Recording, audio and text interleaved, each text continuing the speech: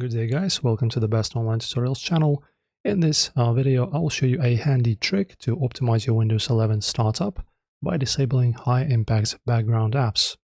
So if you wish to remove that background noise, stop apps from starting on their own and consuming your background resources, I will show you a few ways.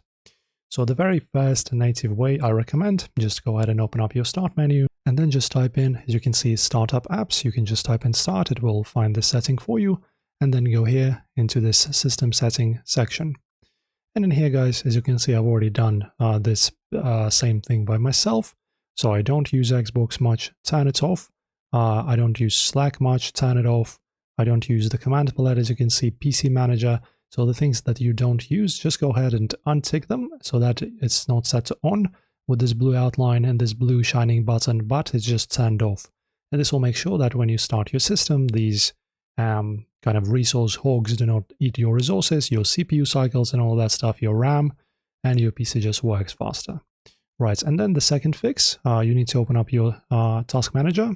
So I use System Informer, it's just simply an amazing tool, but if you use the stock one, you will have the same setting. All right, and the last fix I'll give you, press on Windows plus R, and in here type in shell startup.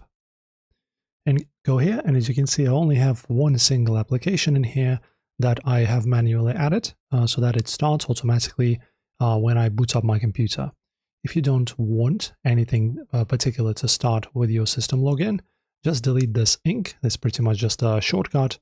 As you can see, you can just delete any of the shortcuts from any app from here in this list, and they will not be able to start on your system start anymore. So that's it. Enjoy your reduced system usage and more performance. If this video helped you out, don't forget to like and subscribe.